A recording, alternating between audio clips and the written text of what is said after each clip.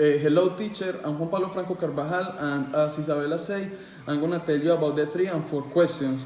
The 3 questions say, compare the international scenario with previous public health crisis or pandemics of the 1980 and 2009. The Spanish influenza killed more than 4 million people worldwide between 1980 and 1920. The exact number of this pandemic is considered the most devastating in history. A century later, it's not yet known what the origin of this pandemic was. It doesn't understand border or social classes. After the fifth, After the first cases were recorded in Europe, the flu passed to Spain, a neutral country in the First World War that didn't censor the publication or reports on the focus on the disease and its consequence, unlike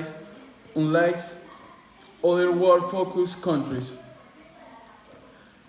Being the only country that echoed the problem caused the pandemic to become known as the Spanish influenza. Despite not being the epicenter, Spain was one of the most affected, with 8 million people infected and 300,000 people who died. On the other hand, we have H1N1 pandemic of the 2009. In the spring of 2009, a novel influenza H1N1 virus emerged.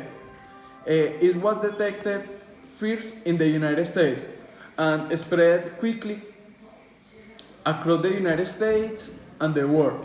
This new H1N1 virus contains the unique combination of influenza genes not previously identified in animals or people.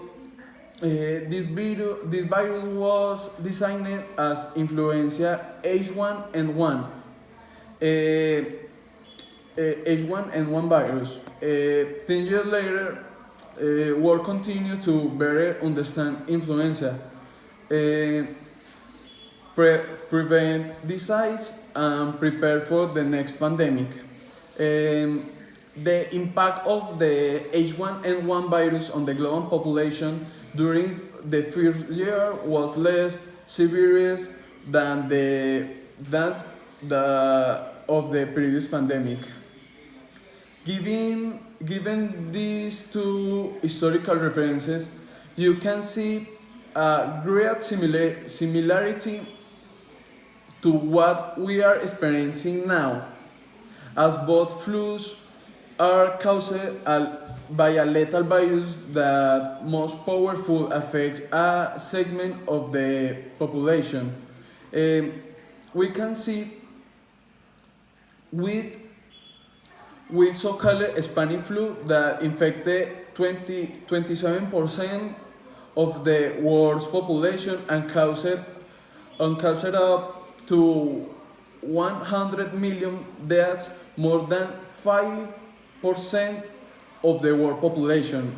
There are few who are fear that if the current virus pandemic fails to be contained, we may experience a similar situation. So seems appropriate to analyze which of the measures that were taken and worked to minimize the lethality of the virus, and which, on the other hand, constitute some failure. There are many people who speculated that we are living the World War. COVID-19 can be taken as the bioweapon. States should understand that they must stop investing in the weapon, because It is not the military that will save us from this war. It is the doctors and nurses who risk their lives day by day. The four questions say speculate on the possible scenarios that could arise from this pandemic in the international system.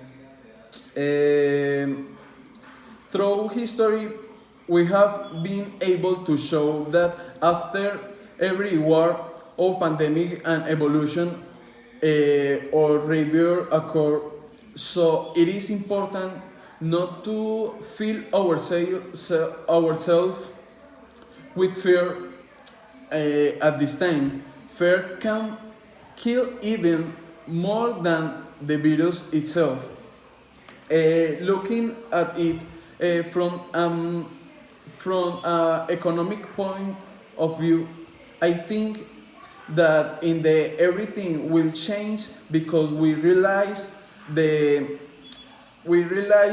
digital is enveloping us and is telling us that we have to evolve, stop spending on service of as office and think that we can generate income from that house, from the house. Both the public and private sector will have to perform a re-engineer for each products and service and innovate for the demands of the society. Socially, it may call to us because we are doing everything wrong. The fast-paced life that we led to is consuming us. Living outside, the most valuable and important is the family. Interpersonal relationships are getting colder and more distant. So we are seeing that this moment of the quarantine, the family again eating every board and the table to watch movies, to play board games, to parents dedicating time to their children. In political side, states must reinvent to develop plan in all areas. As a pandemic, as this pandemic help them understand that they should invest more in the health system and other unnecessary things. In the military, we must put aside the weapon and acquire more in the knowledge.